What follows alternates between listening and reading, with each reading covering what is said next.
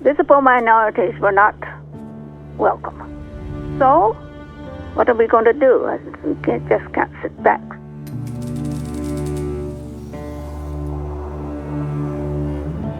When Canada began recruiting soldiers at the beginning of the Second World War, many Chinese Canadians saw serving in the military as an opportunity to correct historic wrongs and to earn basic rights. Chinese people had a long history in Canada.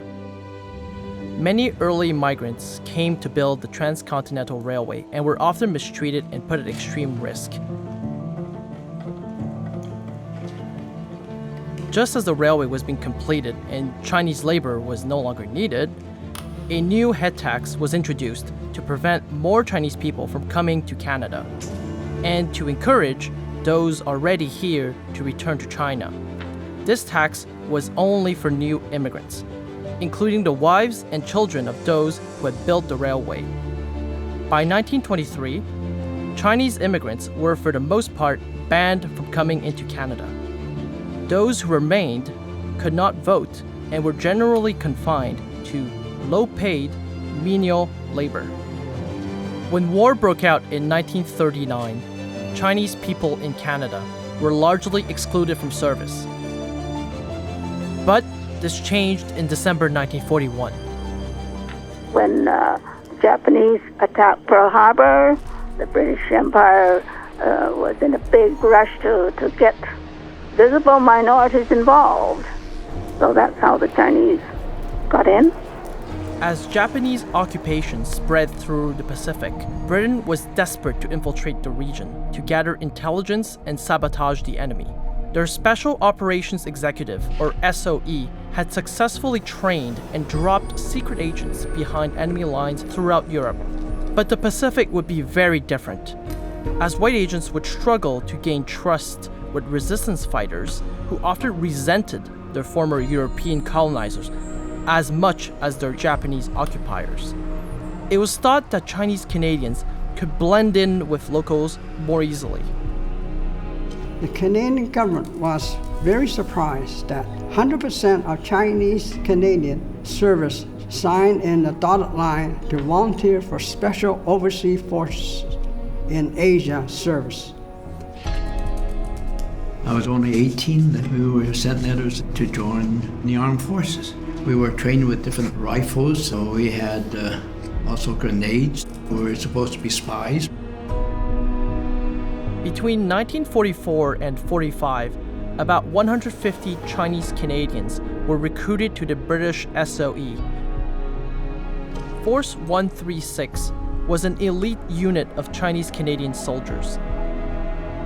Their mission was to wreak havoc on Japanese forces, cutting supply lines and gathering secret intel alongside local resistance fighters. They were dropped into the thick jungle of Japanese-occupied territories. If captured, their existence would be denied. They were given a 50-50 chance of survival. If you are still alive and get caught by Japanese soldier, you will try to take 2 cyanide pills to prevent the enemy torturing you. When you are captured, you are not qualified as prisoner of war. You will be shot immediately. They received extremely specialized commando training. This included stalking, silent killing, demolition, jungle survival, wireless operations, espionage, parachuting, interpretation, and silent swimming.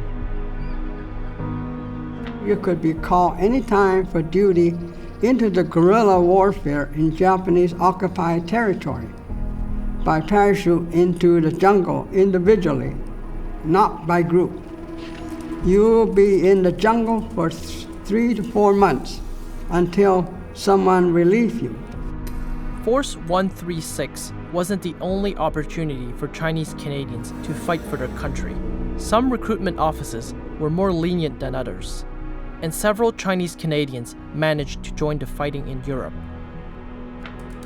Corporal Frank Wong was one of these few who served in France and the Netherlands.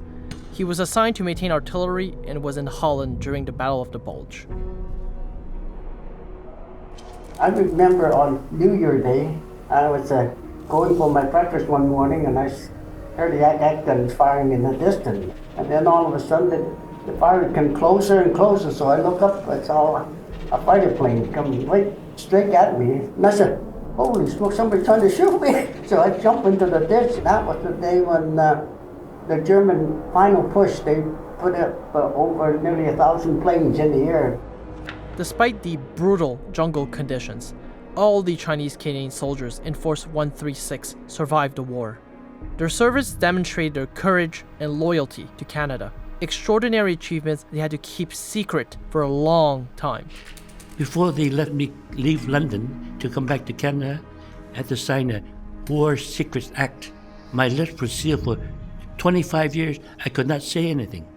I could not tell what I did, what I learned. Otherwise, I go to jail.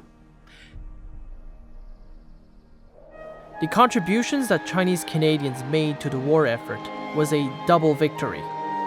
Their service helped secure a victory for their country, and combined with years of activism on the home front, their bravery and commitment helped advance equal rights for the community.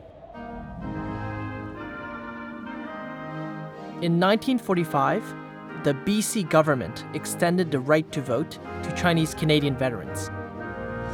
Parliament in 1946 passed a law that on January the 1st, 1947, Chinese can apply for citizenships.